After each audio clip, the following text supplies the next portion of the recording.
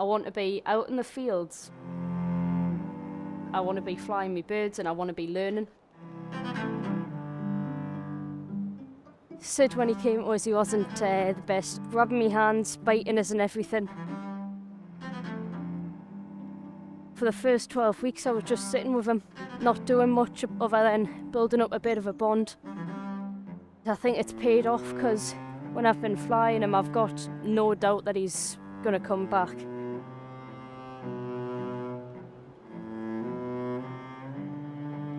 You've got to watch them grow, you've got to teach them everything just like their mothers would do to them. And then eventually when you're out hunting, you get to watch this bird go out and kill its quarry just like it would in the wild. That allows us to step into the circle of life a bit more. You get a partner for the next 20 to 60 years depending on your bird. Yesterday he was getting mobbed by a crow and instead of flying off like most birds would, came straight to me. He knows that if he's with me, he's safe. I think he actually loves us, which is strange for a bird of prey. Hiya, son. He's a good boy. What do you get? It's a good boy.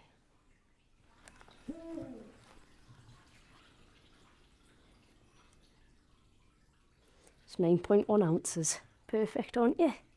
Let's go.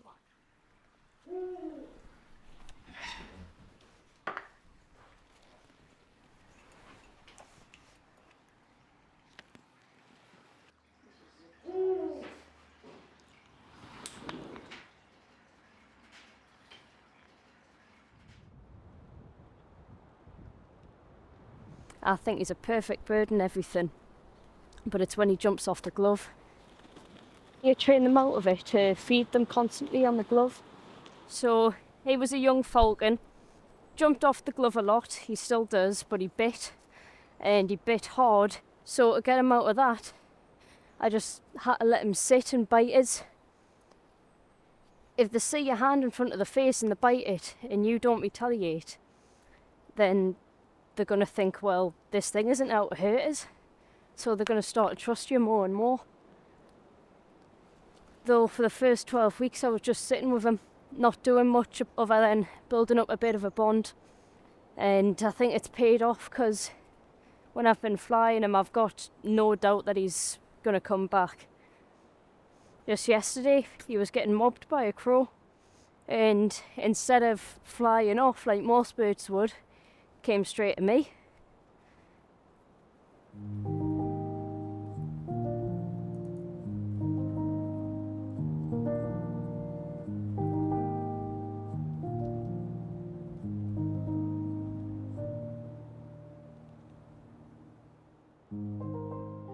I want to be out in the fields, I want to be flying my birds and I want to be learning. I want to be learning off my mentor, John. In school I've got no chance to do that. It got to the point where my teacher would have to give us questions that would relate back to birds. I got asked if I wanted to volunteer at a falconry, and I was going through a tough time. And after about 2 months, my mum and dad said to us, well, we might have to stop you from going because it's too far away. And when they said that to us, my heart absolutely shattered. And I realised how much I love it. When you realise you've got a passion for something like this, it's incredible because you start throwing yourself into it. It's something amazing. It's unlike anything else you'll ever feel. You've got to watch them grow, you've got to teach them everything just like their mothers would do to them. You get a partner for the next 20 to 60 years depending on your bird. I want to be doing things with the birds, I want to be around nature. I don't know what I'd do about Sid, like.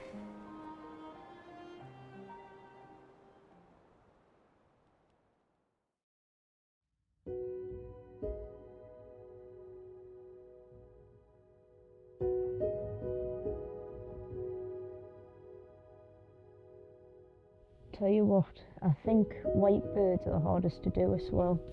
Any birds with, or any watercolour stuff with any sort of white on it's pretty difficult. Because with other paints like acrylics and that, you can do it on black paper. if you've got a mainly white subject, but because watercolour's so light, you can it on there. You can it. I struggled a lot with other kids. Communication was a very difficult thing for us, and I didn't take sarcasm very well at the time. So I could never really understand whether or not the kids were making fun of us or genuinely wanting to be friends. So when I started doing falconry, it was very much learning to appreciate the outdoors. And it massively helped with my social skills as well. Now I deal with the public every single day, pretty much.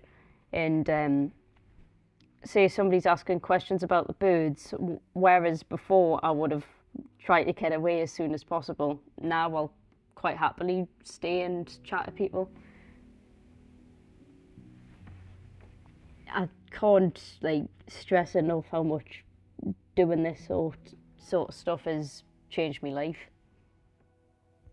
I don't believe how difficult it is to mix colours sometimes.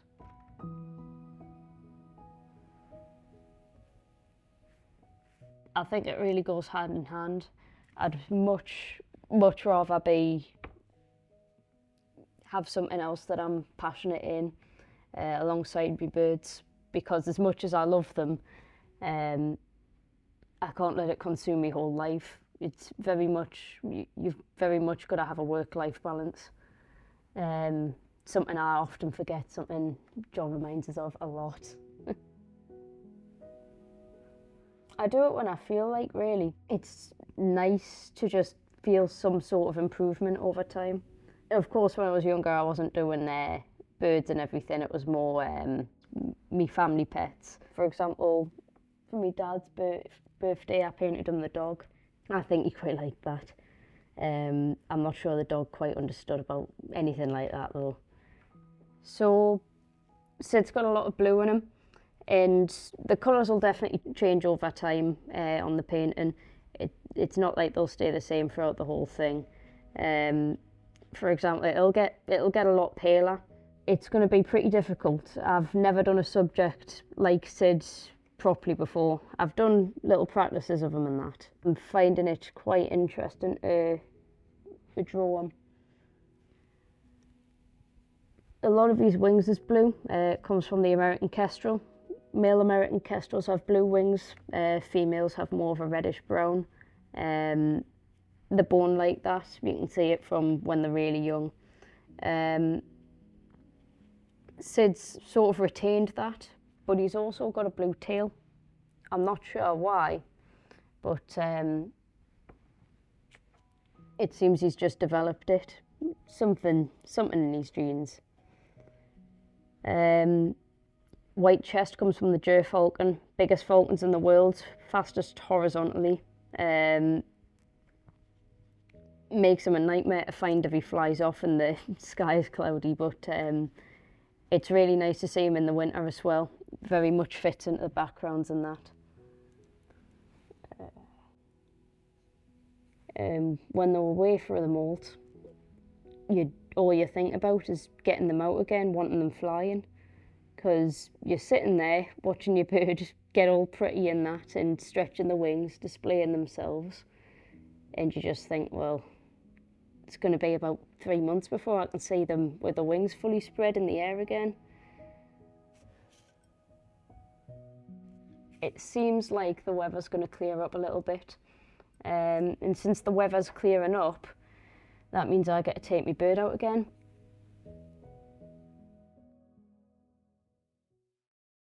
I put my hand down like that, and he just jumped straight onto my glove.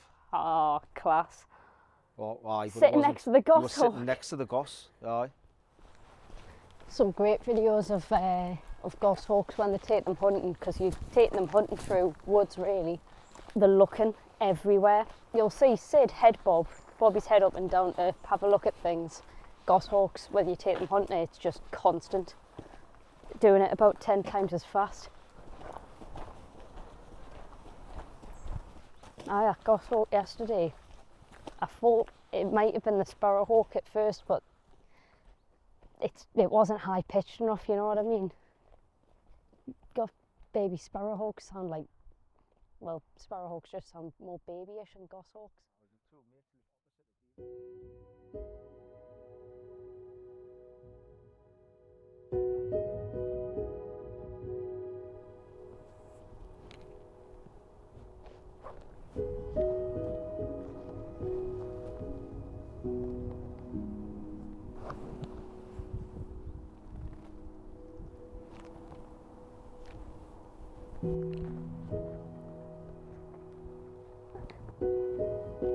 Hey. Oh, there you go.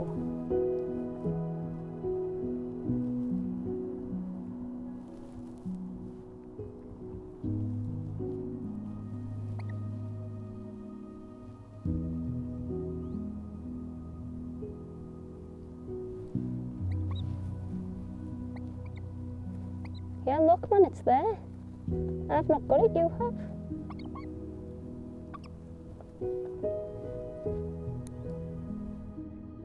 I've got to keep an eye out for other birds of prey, mind. With that sparrowhawk and goshawks and that knocking around. He's ready to go. 2 seconds, I'm just going to turn this on. Oh, off he goes.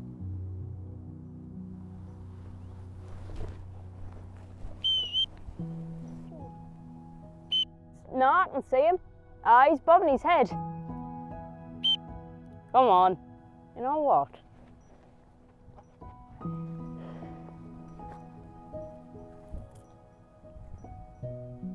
I know what he wants us to do.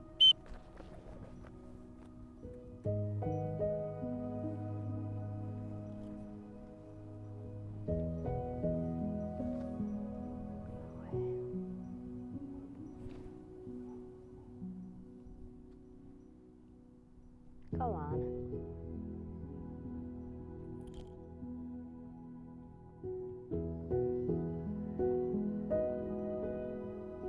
That's what I meant by him having not flown for a while.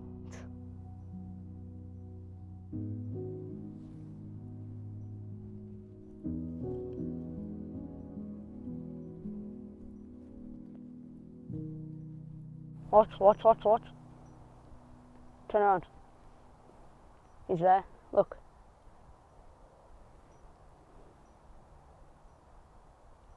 Nah, I'm just going to sit there. I'm sorry, he's never done anything like this before. Never have I known him to do this. It's terrible. He's squeaking, you know. I can hear him from here. Don't know what's wrong with him. You know what he did there? The second I went over to him, he just jumped straight off it and flew off.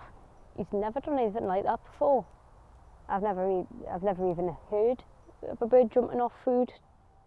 He's been doing it a fair few times the last couple of weeks and we're kind of figure out why. I think he might be a bit high, but he's Lily's bird, so I let her sort of can off it. Didn't really want to push her too much or push her in the direction where I think she should can. I've just been making our own decisions on him so far and she's doing well with him. It's like with my birds, because they're mine, I like to make the final decisions on them. But with Sid being hers, I've always said, well, I'll take a step back. I might point in the right direction, but it's down to you to make the final call on it. I think it might be the heat as well today. It's a bit warm on the field for him. But he's never gone too far. He's just sitting on the top of the trees, not leaving the field or anything. Come on. With Lily, I was sort of put in the spot with her.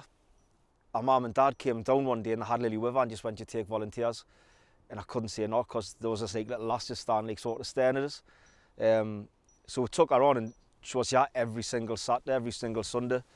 And she just kept getting better and better. So she slowly started helping me in sessions. Then we're out in the fields and she was just picking stuff up, but you could tell she knew she had been doing her homework as well.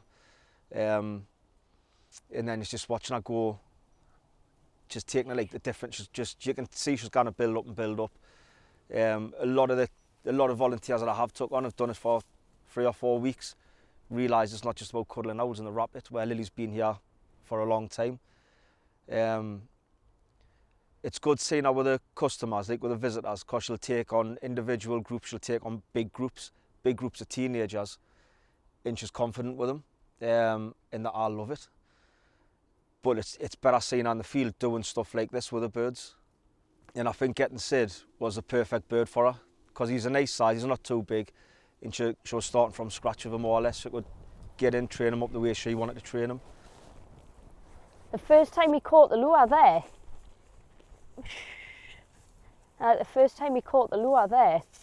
I went over to pick him up, just flew right off it. Did he? He had a hold of the chick and everything, he let go and flew Yeah. off. I've never seen him do that. Not pushing him the day. No chance. No. I think he just wants a sunbathe. Because when I was watching him, like up there, he had his wings out. So either it's too hot or he just wants a sunbathe, and he's not panting, so... Aye, what's that about? Terror. I'll take him out again tomorrow. He's not getting much today. I wouldn't give him out today. He's just playing there, isn't he? Yeah, aye. I think that's all he was doing. I don't think he's ever going to fly off too far. No. He's too bonded to do that. If he ever goes anywhere, it's because the wind's taking him or something's chasing him.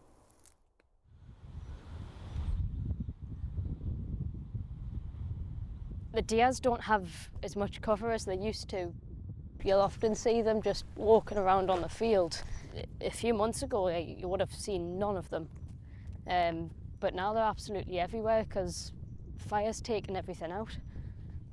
Hasn't been so much a problem for the birds. Birds that nest in bushes have lost, the homes. It's been great for the birds of prey. They use fire and a lack of cover to catch the mice. The farmer's just been out this morning and turned all the soil, so it doesn't look burned anymore, it just looks ploughed. But this is just like all burn. And as we walk along, like right on the edges of the field, you see loads of glass bottles, and that's usually what starts it. It's just the sun hitting the glass in the wrong way. The other day when I come up here, there was a load of sparrowhawks knocking around, 3 of them all flying together, and he thought it would be a nice idea to go sit in the same tree of them. I've never seen him do anything like that before. But I was terrified because I just think to myself, if one of them sparrowhawks decides, he looks tasty, and that's it for him.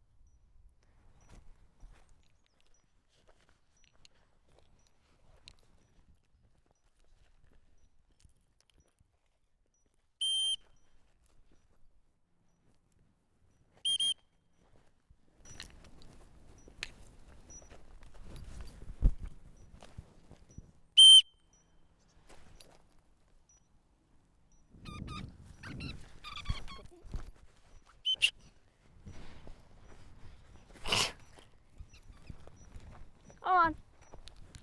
Hey? What? I used to be scared of flying him in the wind, but I think now that's what really gets him to fly. Because the Sid, if he sat on the floor, then he knows he's still going to get fed on the end of the day, but when it's windy, he actually quite likes flying.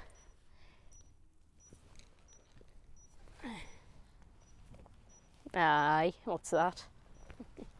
I think the problem is he's figured out that if he sticks in close, he's still going to get fed at the end of the day.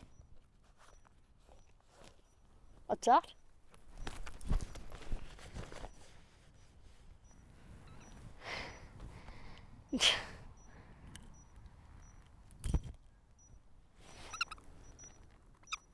Go on.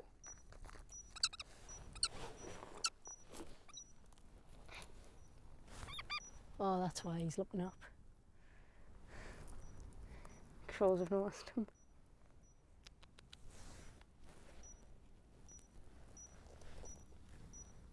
Why don't you go and attack it, eh? You get a crow. Come here. Come on, get up. Eat your food and get up.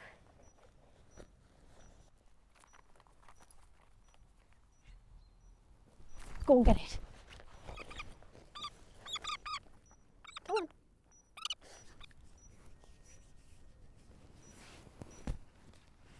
Yeah, pick it up. There we go. Take him out again tomorrow, do the same thing. Getting his food all over the £1,000 equipment. Oh, God, Sid. Can't wash that out, you know.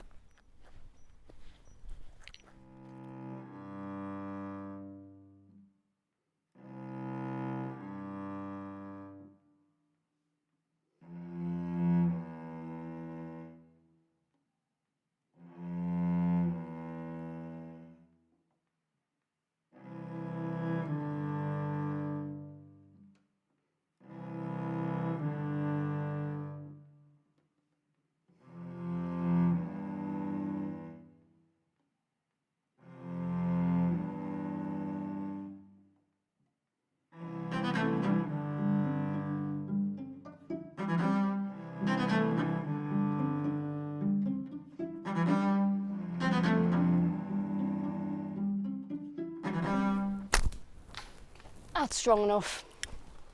Your ball bearings that you use for the slingshots, they're quite hefty. You don't feel it much when there's just one, but when you've got a whole pocket full of them, then you really start to feel it. And because they're heavy, that's part of what gives them the power to hit the prey and actually kill it, or at least knock it out. You can hit the apples on the apple trees or just the stems above to make them fall down. It depends on how stiff your bands are, but sometimes you don't have to draw back too far. But also it's quite a small target. Ah, close. I need to work with my slingshot because Sid needs food, is a simple answer. He needs pigeons and crows just the same that he needs chicks. Chicks are all well and good, but you want your bird to have a varied diet. That was a good enough hit. If you want your bird to hunt a certain prey, then you have to feed them on that prey, or at least in the first beginning days of hunting. When you're practicing, you've just got a still target. It's not moving. There's no, if you're shooting things in flight, then it's much harder than just hitting a little target. But I tend to find I do better in the field than I do in practice. Hit it. That's bad. That's bad.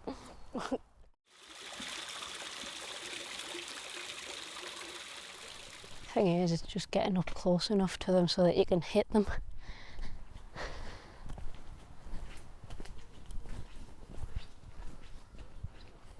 Go on. Ah, no. It's miles off there. Nah. Sometimes you get really close and you just go, how on earth did I miss that? What we'll do is we'll go up top of here and then walk back down through the field, so you've got the advantage of being up a hill.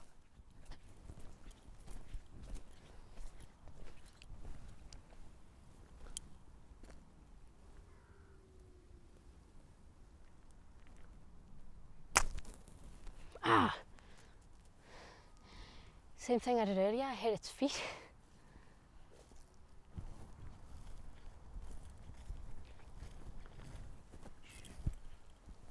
Right, see your pigeons that over there. Just walk quietly.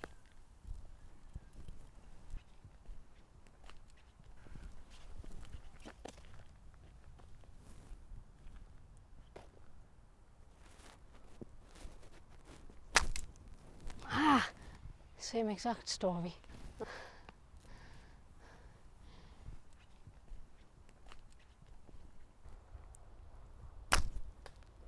Oh! Just spooking him. Oh, I think I hit his wing.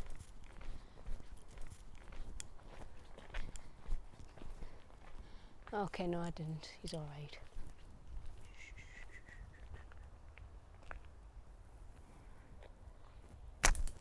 Oh! That him. 2 minutes. Let's see if I can get him.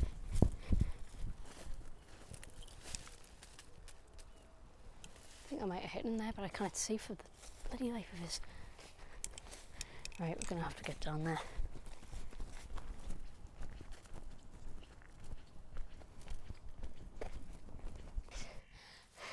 I did it! I hit it! Yes!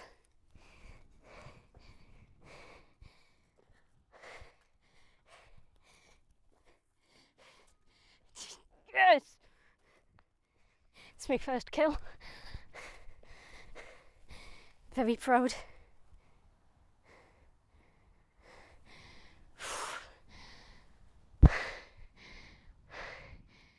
Tell you what, that's a feeling I haven't gotten before. I'm incredibly pleased with this. Might even try to preserve the wing, or just one of them anyway. Oh, take a photo of that. Let's go. God, I'm so happy with that. It's not nice to see an animal get killed, but where else is the meat going to come from? And I think this is more ethical than going through the meat industry. As long as you're killing things and you know it's going to be put a purpose, like I'm going to preserve the wings, I'm going to let my bird eat most of it, I'm going to take some of the feathers, probably make something out of it. I might use the skull and give it to my mate who has reptiles. There's not one bit of this bird that's going to go to waste, I can tell you that. And whatever's left goes for the ferrets.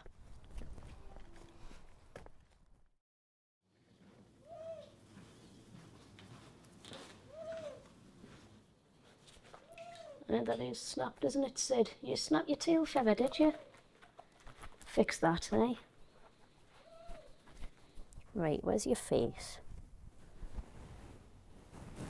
There's your face. Okay. So when we're doing this, we like to keep the bird on its front because the organs are closer to the back than they are the front. I take the snips, then snip it right where the snap is. You've got to be very careful to not damage the rest of the feather.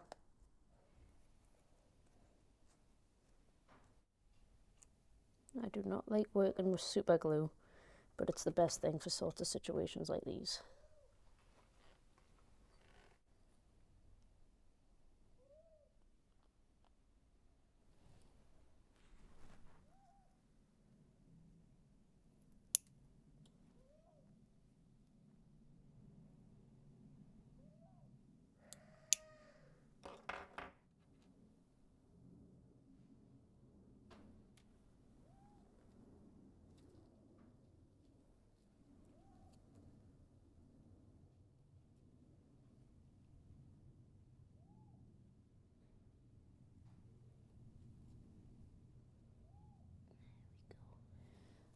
So what I've done there is taken a tiny little needle made out of graphite and put it back into the shaft of the feather.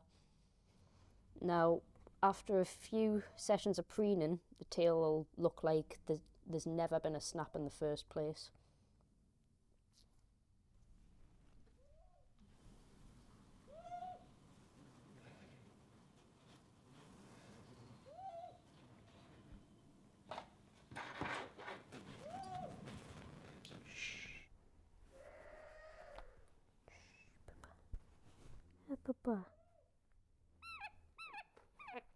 Once I've got them secure, off it goes.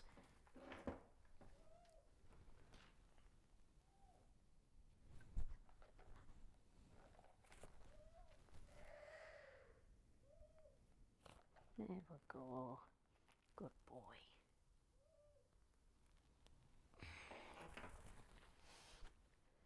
Done very well there, son. The reason I'll fix this one is so that if he snaps another one in future, then I won't be doing too much in one go and he won't get too stressed. I think even today I was pushing it a little bit, wasn't I, son? Anything about the beak after the trim that's uneven will get filed down because I have a pigeon to feed him. When it comes to putting things on the bird, I'll put a hood on him. He doesn't particularly like his hood in the first few seconds, but as he realises that he feels safe and secure, he then gets used to it. In the dark, they feel secure because there's no stimulation, and birds of prey are triggered by stimulation. And then I'm free to put whatever I want on your tail, aren't I? Might do that now.